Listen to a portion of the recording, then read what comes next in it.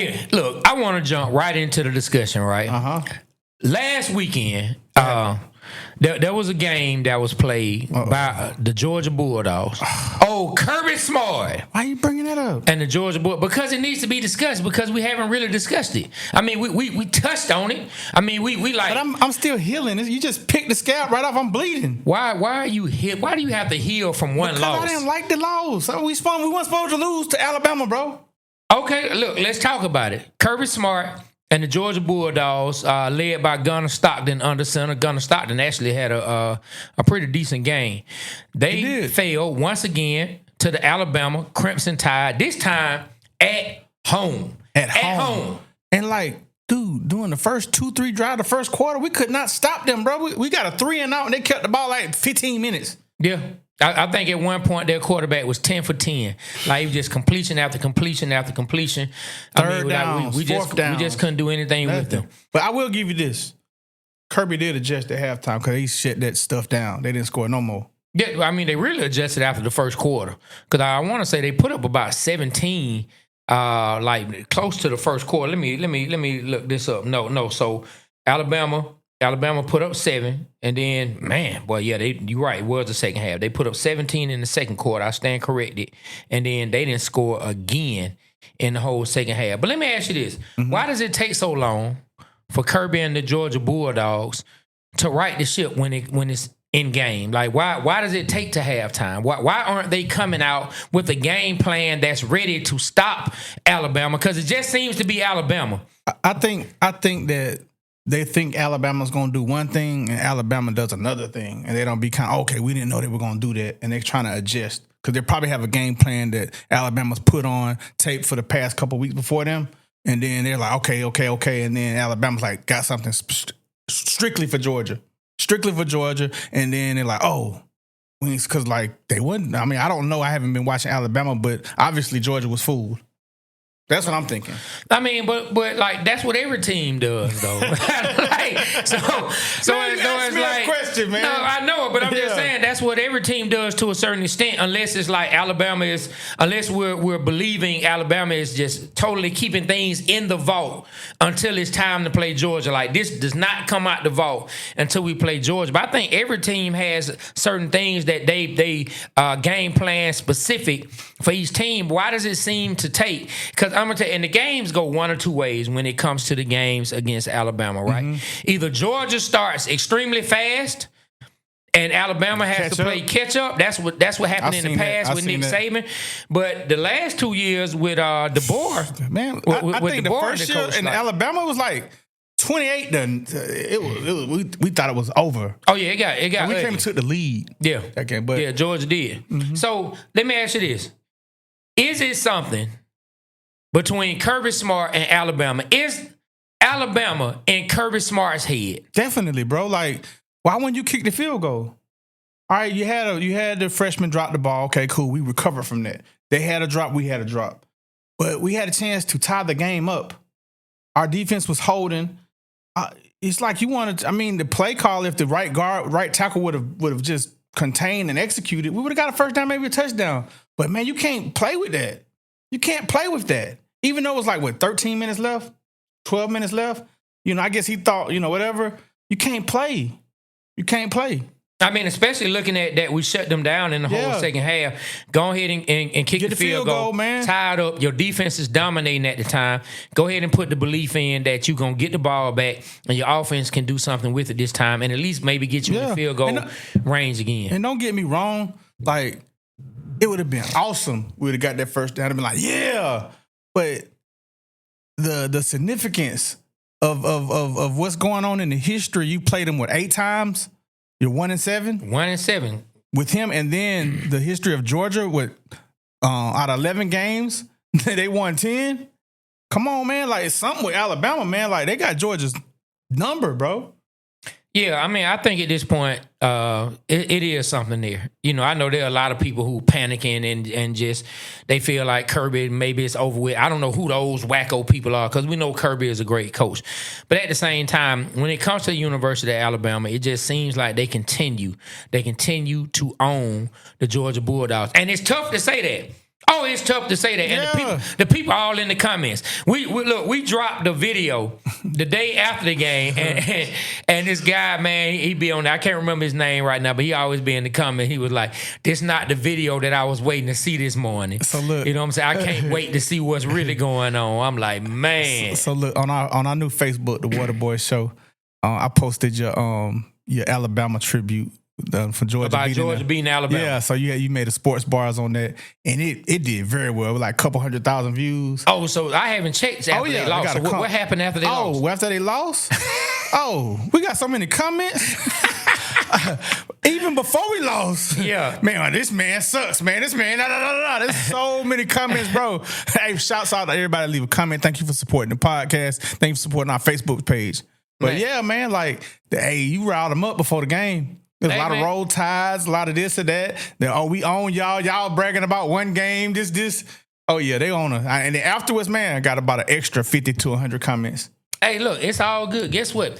We don't care. I personally don't care. That's what you get. And guess what? When we beat y'all again, because it's going to happen, I'm going to be talking again with a whole nother sports bar. But I will say this. I have to keep it real. If Georgia has to go through Alabama to get to a championship, I don't feel confident that we're going to get it done. Man, I don't feel confident that it's going to get done. If this year we meet them in the SEC championship or even the playoffs, I feel like we can get it done. I feel like the players, they got a chance to fill it out. They, the new players, the freshmen, they got a chance to say, okay, I know this is not no big bad wolf like I thought it was. Because sometimes, man, before you play a team, you're thinking, oh, man, this guy's going to get me. Oh, how we going to contain this? How we going to contain that? Then when you get out there on the field and you play, you go, okay, I can handle that. I already know what to expect with that. And I just think it's better coaching can get us through that. And I think Kirby's a great adjuster. Now, I will say this. You said, why does it take the halftime? Shoot, some teams don't even adjust at all. You know what I'm saying? So I will give Kirby's one of the best in the business. No, he is. But to that point, Texas thought the same thing about Georgia last year. Oh, yeah, we know what it's like. We played in the first game. We got them in the SEC championship. That's true. I see your point. And they lost again. I see your point, but it ain't Kirby. Okay, no, it's not Kirby. But hey, man. But I'm worried about the Texas game this year. And I'm worried about the I'm not. Okay, so look. All right. The reason I didn't like the loss, we could have been right now 2 games lost. The miracle in Tennessee. In Tennessee. And then this loss. So now we got Ole Miss. They're ranked what? Number 3, 4, 5? That's the game I'm most concerned about. Ole Miss spanked our butts last year. Frazier fumbled the ball. It was a rainy day. We didn't play good. All right. So now Frazier fumbled in his Alabama game. Gave them the field goal that was actually the deciding factor. Because they didn't. He didn't play no more of that game, did he? I can't remember. Yeah. I can't remember. But his fumble resulted in one of the field goals that led to them being up the extra 3. Facts. That's facts. I remember that. Close to the end zone. So, all right. So then we got, look, I know Auburn ain't ish in the stands, but they always play us tough. Every time. You got that game. Then you have Texas. I know you say you're not worried about them, but the thing I'm happy about with Ole Miss and Texas, and I thought this was going to be an advantage for us with Alabama, is we're playing at home. So we shall see, bro. Yeah, but I'm concerned because what I wanted, bro, you know what I wanted? I wanted a Georgia Tech, UGA meetup, both of them undefeated, both of them in the top 10. That would have been sweet for the state, bro. Who would you have gone for? I'm a dog at heart. Who would you have gone for? Of course, I'm a bigger Georgia fan than I am a Georgia Tech fan. But, I love what Georgia Tech is doing this year. Me too. And I thought it was funny because you had been talking about Georgia Tech might be undefeated. And I'm like, guess what? Georgia's not. You know what I mean? Georgia's not. And so I don't think we talk enough about how generational those teams Kirby had. Nah, we don't. Let's talk about it. Because those teams were like extremely generational. And I don't think that he has that type of developed talent. I'm gonna say that. I'm not gonna say he doesn't have that type of talent. They have the type of bodies and the 5 stars and stuff. Talent. Yeah, because they don't keep players as long as they used to. They don't. Now players move on because of NIL and all kind of different reasons. Players just move on. You know what I do like?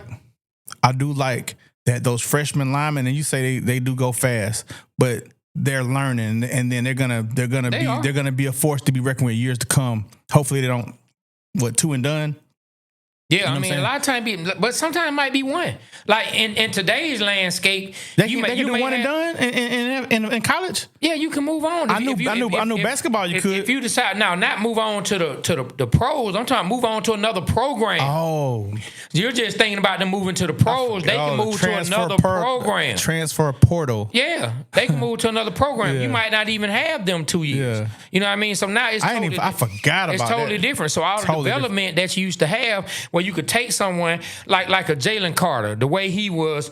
Obviously, finna be the most talented, but he was behind Jordan Davis. Now he came in and made plays, but his third year when they won the back-to-back, the second year, that's when he had a chance to really be the main dog in the yard, as you might pun intended. Yeah. You know what I mean? Nah. But if you look at the landscape now, a Jalen Carter like that, he's probably not staying at Georgia to play behind a Jordan Davis right. or be rotated in and out. He's going somewhere to be the man right now. You know what I heard? And this don't have nothing to do with Georgia. The kid Juju from Carrollton, he almost transferred. He was mad. I heard from like family members. I bet he is. Yeah, But I'm talking about doing spring training. I bet because he thought it was going to be a given. Now he got bread broke to him, and I'm sure maybe he was. I can't say what he was upset. I can't say what he was assured of because I'm not in the situation. we don't know that. And I don't want to speak on the behalf of the coaches or speak on behalf of Juju's family. But we know that a lot of these young men, they want to play and they want to play right away, and that's why I said I'm sure he's upset just from the standpoint that I'm sure someone who was highly touted as he was coming out of high school, that he felt like he was going to be able to slide right in and play immediately. But Dion is sticking with who he thinks can get the job done. They're not winning. Might well go with him. Yeah, so he's going with who he thinks is going to get the job done. Let me ask you this. Since Shador and Travis left, what's Dion thinking?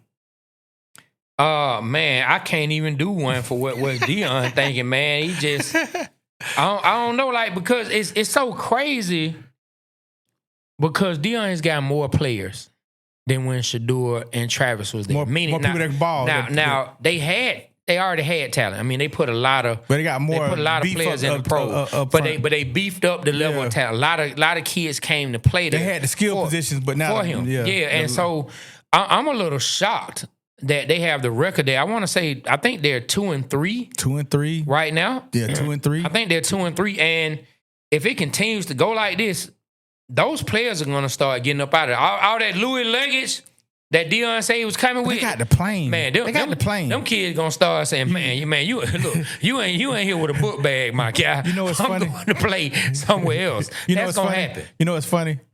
All right, so I give it to Colorado and the social media staff. Mm-hmm. You know, they made a big deal about the plane and put that up. But the other schools got them same type of planes. They just don't advertise it. Yeah, I mean, that's funny. But I love the fact that Colorado focuses on that because as a student, a high school student watching that, I'm gonna want to go there, not knowing these other teams have the same type of plane. I mean, marketing is everything. There you go. Everything is marketing, yes. Man. I saw something where Wallow said that everything is marketing. Yes. No matter what it is. You know, you can go all the way down from the church to the strip club. Everything is marketed. And when you think about everything in life, it is. And so at Colorado, they're good at marketing. But let's get back to these Georgia Bulldogs. Right. Kentucky. The Kentucky game is coming up. I mean, we should win that game, but Kentucky plays us tough all the time. Always. And they be sorry playing us tough.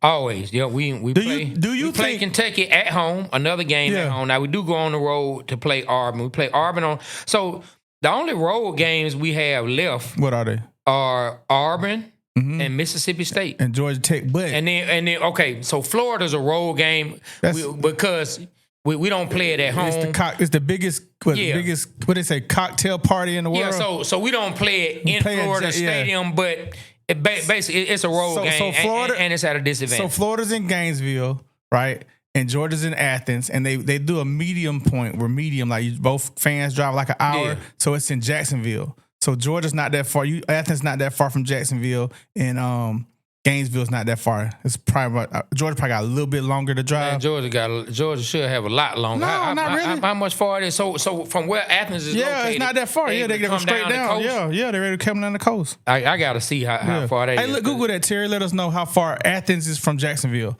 All right. Because it's still more of a Florida game. Yeah. It's in Florida. Than it is. Yeah. Than it is a Georgia game. So we have Auburn on the road. We have the Florida game. We have Mississippi State.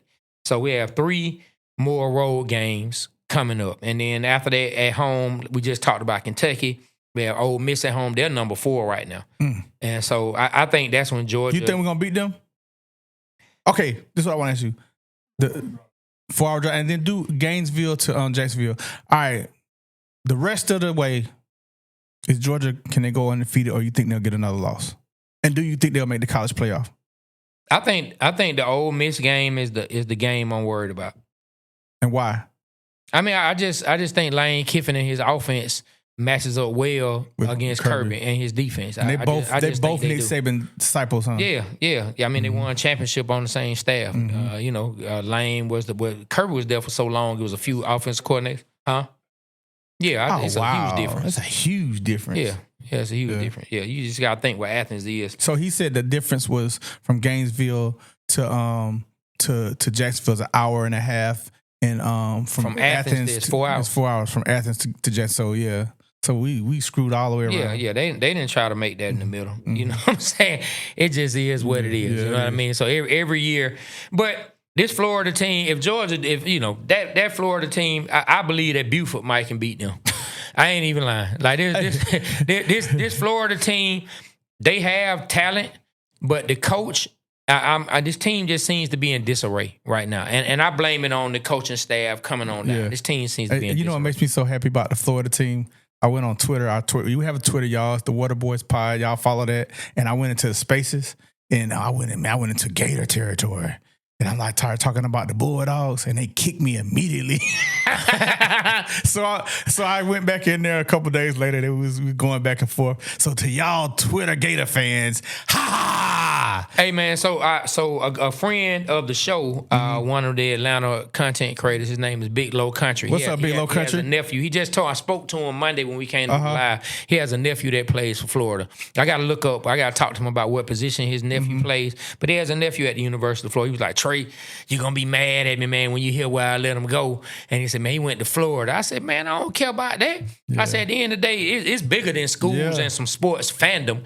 This man getting an education. At Florida, like, great college. This your family. This man is in college for playing ball. Man, that mean more to me than just my fandom. I ain't even tripping. I really don't care about that. I'm just glad the young man is chasing his dream and able to get out there on the field. Yeah, let me say this. So when it's coming up time for you. So it's time for Ryan, my daughter, to pick a college, right? And so Ryan goes to Woodward. It's a great school. She's a smart student, top in her class. She didn't get accepted by Georgia, UGA, which I wanted her to go to Georgia. So we had to go look at other schools. So she got accepted by Florida State. And I got a chance to go down there with her and go to Florida. Florida's a beautiful campus, man. I got a chance to look at the stadium. We went to Florida State. Beautiful campus, beautiful. I was like, geez, this what's up. She ended up going to Wake Forest, which we didn't visit that school. We visited Clemson and University of South Carolina, which were all beautiful schools. But she ended up going to Wake Forest, and I got a chance to go up there and see that. But what I'm saying is, like, Florida, man, like, to the point, I know dudes in a beautiful facility, beautiful school, getting a great education. So that's all that really matters at the end of the day. Man, of course. And the way I feel about it, man, none of these schools cut me a check. You start cutting me a check, I might feel like my kids shouldn't go there. Until then, they're going to go where they want to go. I don't care nothing about it. Yeah. So you can be a fanboy all you want and tell me I'm tripping, but I'm not tripping at all. You can go get an education from somewhere. Man, who cares about Georgia and Florida, all that? I know people want to say, man, that's not being a real fan. Man, shut up. Shut up. You know what I'm saying? But look. Let's talk about what we talking about. Georgia Tech, man. Oh, breaking news. Look, when we did our live, our buddy of the week was Haynes King. Oh, shout out to Haynes King. Hey, let me give a special shout out, man. I've gotten a chance to go to every Georgia Tech home game this year. Me and you went to one. Me and our partner, Aaron Woe Pittman. I'm sure he had plenty of woe moments. And he had a great. We had a bunch of woe moments. I'm gonna tell you why. Listen to this. So. Aaron, he likes the Caucasian persuasion. He likes the Caucasian. He had a blast. He was out there talking to all the pretty white girls, man. Getting numbers, buying beers, buying alcohol, everything. He had a blast, man. Did you have a blast, Mr. Woe Pittman? I did. My woman didn't know I went to that game. Hey, he just was having fun. He was just having fun doing man things at Georgia Tech. He was breaking necks. Hey, man, I just want to say, hey, shout outs to you to Ryan King, Ryan Cameron, was giving us those tickets, man. Had a great time. And you know what he did? You know what he said last game? What did he say? He sent me 2 extra tickets. He said, man, take all them damn kids that you got to the game. Man, Ryan's a good guy, man. Shout out to Ryan Cameron. But, man, yeah, Georgia Tech is playing well. They had a comeback win against Wake Forest. Haynes King scores the winning touchdown in overtime. Then they get a defensive stop. Georgia Tech, man, they just keep trucking along. Like I said, it was a 30-29 victory. Second stop. Yeah, man, they just keep on trucking along. You know what's what I mean? funny? So my daughter goes to Wake Forest, like I told you. Yeah. So I got her location on it all the time. So I'm looking, and I see she's in the stadium, but it looks like, it's not real accurate, but it looks like she's on the field. Like, I'm like, I text her, hey, you at the game? You on the field? She's like, nah. I said, y'all about to lose, right? She said, probably. She called me yesterday. She called me. Hey, y'all, my daughter called me out the blue. Didn't want nothing. I'm just calling to check on you, Dad. Man, that made my day. I see. And then you know what she said? You saw the game, right? I said, I told you. She said, yeah, you did. So, man, shouts out to you, Ryan, man. That made my day for calling me. And it was just had a fun time grabbing her up while she was watching. She said, it was a good game, Dad. Yeah, man. Well, I'm sure for the Wake Forest fans, like, it wasn't like the outcome they wanted, but it had to be a good game. Like I say, Wake Forest could have really tied it up, but I think they went for 2 to go ahead and finish it on off. They wanted to go ahead and Georgia Tech, they got to stop. Well, shout out to Georgia Tech some way, somehow. They keep just trucking along. Haynes King, 243 yards, 1 touchdown. Man had 21 carries, 2 touchdowns rushing, 106 yards rushing. Should we talk about him being a Heisman candidate? I think if he was doing it at a more well-known, like one of the schools that's looked at as the. Do you think he could be a contender? I don't know. The only thing that may stop him is injury. Is the passing. The passing may stop him depending on what the passing numbers, and I just think the perception. But if they keep winning, he has a shot. If they keep winning, he has a shot to get talked about. All right, just keep on winning. Winning helps everything. I hope they learn from this game because I think they overlooked Wake. Wake was whooping their stick up, bro. They had a whoop stick on them, bro. They was like 14 to nothing, 21 to nothing. I can't remember the. Yeah, they going down. Yeah, so at halftime, it was 17-3. Yeah. Wake Forest was up 17-3. And hey, man, I shout out Georgia Tech for being resilient and continuing to fight through. I think it was real dope. And Brent Key. Hey, man, I love this. He was talking about how... You said it. I give you credit. He was talking about how it's easy to have a tough football team when it comes from your quarterback. He said all the guys see how tough Haynes King is. And when your quarterback is like that, it's easy for everyone else to follow. But, hey, Deuce the Scoop, our boy P. Deuce, shout out to Deuce. He said that. He said, and Rusty Manziel both said the talent that Georgia Tech had brought in. Yeah. So let me say this. So, Haynes King, we see what he can do with his legs, and I don't know if you know. I mean, he got accuracy issues. Of course, that's I think his issue. But boy, he got an arm, Trey. He can throw that thing 65, 70 yards, bro. Like in the air. Like he got a strong arm. If he can get that accuracy together, I think he got a deep ball because the deep balls hit the receivers in the hands. They dropped them, but they was right on point. But I think the short intermediate passes, I think he got to work on that. So look, it's still a whole week off because we have a bye week. But let's touch on these Atlanta Falcons. So I want to ask you this. Okay. It's been a lot of people in the comments. Yes. It's okay. The Bills going to beat y'all down, but the Bills are going to beat the Falcons down. Mm-hmm. So what I want you to tell me is, if the Bills do beat the Falcons, tell me why. And if we beat the Bills, tell me why we'll be able to get the victory. All right, so if the Bills win, it's going to be because of Josh Allen, right? Oh, yeah. Yeah. So Josh, man, like his legs, I think that will be the reason we lose. Like it'd be like a key third, fourth down play. His legs will get the first down. If we can't figure that out, we're in for a long night because that boy be putting some numbers up with his legs. I think we will be able to. Hopefully, I don't want to. A lot of things I say it'd be opposite. So hopefully we can kind of like keep a minimum on the long pass plays. Don't get burned on those. Mm-hmm. And we got to worry about stopping the run. We've been not so good at run.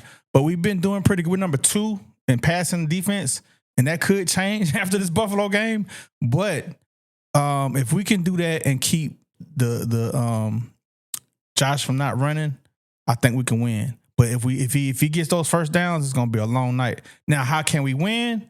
If we do the running game, keep the ball out his hands. You know, like this how we did in the we went to the Super Bowl in 96 or 98 with the Vikings had the most powerful offense in the game. Like you didn't want them to touch the field because they were gonna score. We had a real ball control with Chris Chandler and Jamal Anderson and all those guys.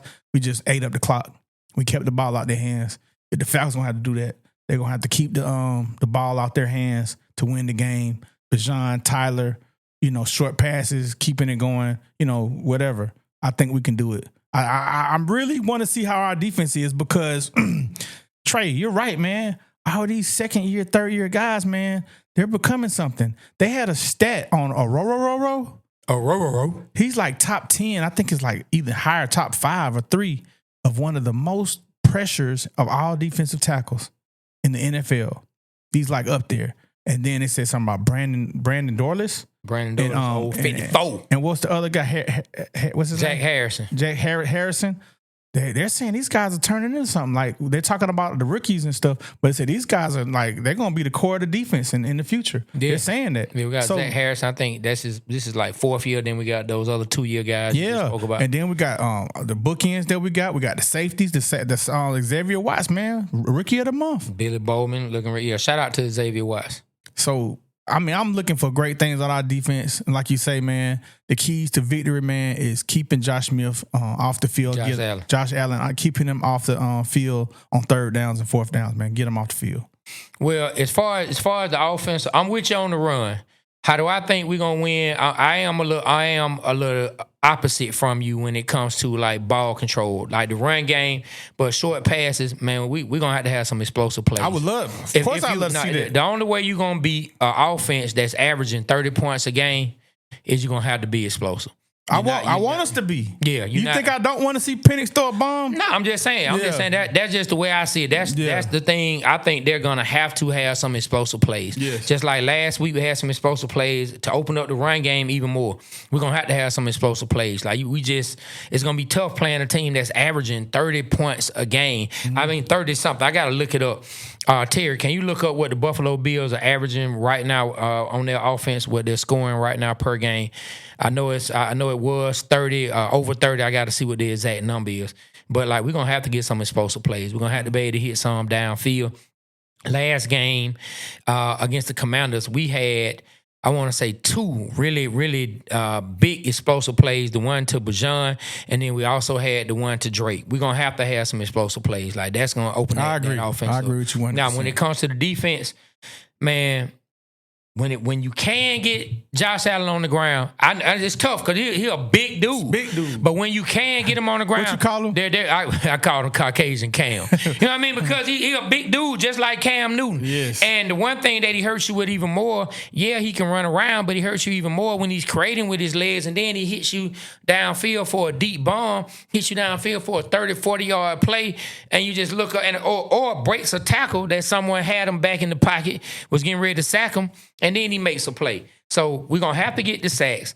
When they get, and we're going to have to shut their run game. Try to put him in as many 3rd and long. And I know this is almost football one-on-one that you want to do with everybody, but they're going to have to stay disciplined in their rush lanes.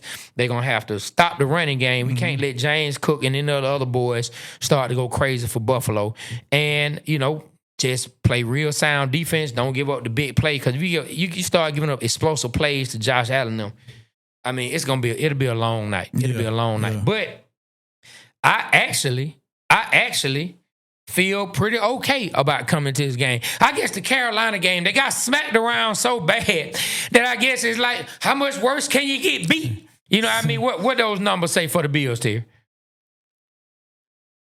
33 points a game. The Buffalo Bills are averaging 33 points a game. Hey. Let's see what the Atlanta Falcons are averaging, giving up a game. But the only difference is we've only played one quarterback that I deem being a really good quarterback in these first 4 games. Baker Mayfield. And we haven't even played a quarter. And I think Josh Allen is a tier above Baker. So we haven't faced a quarterback like this yet. Man, we faced Bryce Young, we faced Ricky McCarthy, and we faced Mariota outside of Baker. Yeah. Those 3 quarterbacks are brand new quarterbacks. Yeah, I don't look at that as being the toughest and the rockiest of road to get into a good pass defense. So a key thing you said, we facing the best quarterback, but we're facing the best team. They're considered the best NFL team right now in the NFL, and I like that. I like that we're going to have the litmus test of where we need to be.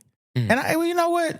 I tell you one thing, man. The Falcons always, as a Falcon fan, they always pull off a win like this. We always end up beating the Super Bowl winner every year, most of the time. I mean, I know in the 80s and the 90s we did. I don't know. I have to correct my statement, but a lot of times that I've seen as being a Falcon fan, we'd always beat the Super Bowl winner. So we beat the Eagles last year, and I think we may get the Bills this year, hopefully. And I know, like, I be always wishing for the best, saying for the best. Oh, so, yeah, man. Everything, far as you concerned, going to be a blowout. Falcons going to blow them out. It don't matter. Falcons going to blow them out. I gave a prediction. Then after I say this prediction, I want you to do something. I predict the Falcons to win. Terry, look at me. Whoa, Pittman, look at me. 31-21. All right, so look, Trey. Shout out to us, man. We on 96.1 the beat. And 92.9 the game, man. Deuce and Bell and BT and my boy Ferrari Simmons. All right, so something that we do on their shows, we stopped doing on ours, man. You did a sports bar this week that was dope, man. Can you give us that, man? A little sample of that. I know I'm putting you on the spot, bro, and I know you think of them while you're driving. Nah, man, I don't even know if I remember it. See that, y'all. Yeah, because I don't do them to keep them because I'm not planning on going to perform them again and again. This is the dope thing about him. He's an artist, a writer. I wrote a lot of hits that you've heard on the radio. But come on, let me put you on the spot, man. Let's go. Man, I literally don't remember. Don't remember it. He remembers. I don't remember it. He remembers. He just want to be a. Man, I don't. I mean, I can try, but I don't have confidence that I'm going to remember it. I got confidence because I said it, and then I haven't thought about it. Okay, well, come on, show him how dope you is. Hey, man. Okay, now I'm just telling you, we're gonna have to cut this part if I don't remember it. Cutting ish, Aaron. We're not cutting ish, man. We ain't cutting shit. Thank you. Okay, well then I'm not doing it because I don't remember it. But hey, we'll see what these Falcons gonna do. We'll talk more about it when it comes to the Falcons and the Bills. We'll lead into it. We got more talk to lead into that. But I want to ask you about something before we go. So it's been talked about by everybody. Everybody has had this discussion and talked about it. So, Cam Ward for the Tennessee Titans, number 1 overall pick. Yeah, he after the game he was they've had some tough losses. I respect what he said, but he came out and he said that the way they're playing, the team is ass. I mean, he first said I play like. I was just about to say they don't talk about that he said it about himself. Yeah, the first thing he said, I play like ass. How do you feel? I mean, I think you just said it, but you can elaborate more. How do you feel about it? He's the leader of the team. He set the tone. If I hear my quarterback say that, I'm gonna want to step up because he's telling the truth. He said, I play like ass. He said himself, and he said we play like ass, and that mean they was sucked. And so if my leader is telling me that, I want to step up and not play like ass. I have no problems with what he said. Yeah, I mean, I don't have a problem with it either. I know a lot of people. I know Shannon Sharp was like, you can't do that. And all y'all who think he can, you go down to your job and you say, and I ain't gonna lie, to me that was one of when people use analogies like that, to me it's kind of crazy because it's like at your job, you don't get asked to come up on and do a press conference when you're in an emotional state, whether it's a win or a loss. So you can't even equate the two. I get what he's trying to say. It's certain things you can and you can't say on the job. But it was a bad analogy. Hey, man, Shannon Sharp, man, look, you an ass, bro. We sat next to you on the plane, tried to talk to you, and you chumped us off, man. So I don't believe what you saying, bro. Like, people say that. You know what I'm saying? People say that. You just talking to be talking. Why you had to bring Because I just remember that, bro. I like Shannon Sharp's as what he does for a living and as an athlete. But in person, man, he treat us like ish, man. Man, it didn't really bother me. Off, man. I just think he didn't want to be bothered by us. Yes. He just didn't want to be bothered. Now we sat in first class. There ain't that many brothers. And this was years ago. Ain't that many brothers on the first class. This was before Shannon was even on. It don't matter. We knew who he was. No, I'm saying it for the people. I'm not telling you. Oh yeah, I'm saying it for the people so they'll know when. Yeah, he chumped us off, y'all. Made us feel like he didn't chump me off. He chumped me off. He didn't call me a cat. He didn't call me a cat. You still talking about the guy just? I'm just saying. What do you think is the bigger? What do you think is the bigger chump out? I got that dog in me. I am. Okay. All right. What do you think is the bigger chump out? Somebody not answering you or calling you a cat? A cat. Oh, thank you. Well, he didn't do that. Okay. It's always be the people who closest to you. I'm trying to get you to do the sports bars, man. Dog, and I told you over a year ago, hey, B, can you not put me on the spot? Because I don't be remembering. If you let me know before the show, I can practice it and be prepared. You know what, Trey? And he turns right around 1 year later, says, F what you said. You know what? I'm going to put you on, and then tries to call me a name because of it. You know what? And then I called you the name to get you to do it. But you know what, though? I believe you now because I didn't believe you. I actually thought you'd take the time at night to write them because I know how hard it is for me to write something. Even if I did write it, if I don't practice it, why am I remembering you didn't practice the one you just ripped me apart. No, I'm talking about fat. Okay, let me ask you. I want to go jump off the building because he called me fat. Okay. With my black hat. Okay, well look, don't do that because the podcast gotta keep going. Just wait till we get a check and the show gonna be trash. show gonna be trash. Show's gonna be trash. But let me ask you this. Yes. Right? You managed a bunch of artists, yes. Right? And so before your artists go on tour and go do things, do they ever rehearse their music? Now it's a simple yes or no question. Do they rehearse their music? Yes or no? Sometimes. If they're going for a tour, yes. I ain't gonna lie, yes. They rehearse. So if an artist just came up with a song in the studio, would you expect that they could go straight from the studio and then do a show? I've actually made artists do that. I've actually made artists do that. Yeah, and I bet it went terrible. I bet they were rapping to the words. I bet you, 100%. They were not rapping to the music. And that was bad management on your behalf, I must say. You're not supposed to make them do that. I was brand new. I thought I was Diddy making the band. Man. That was terrible. But no, that's not the way they're supposed to do it. Okay, but I got faith in you. I just know you're a professional. You can do it. I am a professional. That's why I need to be known like a professional to do it before. I can professionally be ready. Can you do it now? I don't remember it. I literally sat here while you were talking and I tried to remember, and I can't remember it. But guess what? I have it in my phone where had I known, I could have listened to it before the show and I could have remembered what it was. So from now on, y'all. No, from now on, nothing. Trey would do them when Trey wants to. You don't even know what I was going to say. Whatever you were going to say. I was going to say from now on, before a show, I would do the proper procedure. And exactly what I just said. So from now on, I will do what I want to do. You know what I'm saying? Let me get the camera back to me. Yeah, keep it on me. You know what I'm saying? Keep the camera. Man. We got this new system. We got this new system where we can turn the cameras on ourselves. Yeah, let's keep it on me, man. Shout out to Tabo. Yeah, because hey, man, we're having a good time, man. Yeah, we're having a great time. So are you ready to go? Because we have to go over here to this tour. Yes, we got a great day today. 1 o'clock. What we got going on today? A lot, and I don't feel like talking about it right now because by the time it's over, the show won't be aware for them to hear it, and it won't be there, blah, blah, blah, whatever I was going to say. Let's just go. Can we log off the show, please? Well, sign us off let me put. I do want to say something, though, since you put me on the spot. I do want to point out something. Oh, Lord. I want to point out something that Earlene, shout out to you, sweet Earlene. That is my mother. Shout out to you, for those that don't Montgomery, know. man. She said, I know it's something. Mama. I know it's something small, but it's something that the people are used to. Be Rich, after the live, he didn't say kill the camera. He forgot. And she said, I look forward to that. And I said, you know what? I will let him know. Thank you, Miss Montgomery. That made me feel good. I ain't gonna let it touch my heart. I got chills by you saying that, bro. Yeah, so I want to let you know that. So with that said, next time, pay the hell attention to your job and stay off of mine and tell me I need to practice the sports ball. How about that? The setup was beautiful. There goes the pitch. The ball is coming down the middle. Bow, and it is a home run. You know what I'm saying? It is a home run. There we go, man. There we go. Yeah, man. And on that note, we represent Atlanta because Atlanta represents us. On behalf of myself, Trey, Mr. Put You on the Spot, Be Rich, and Aaron Pittman, the Water Boy Show. We are out. Kill the camera!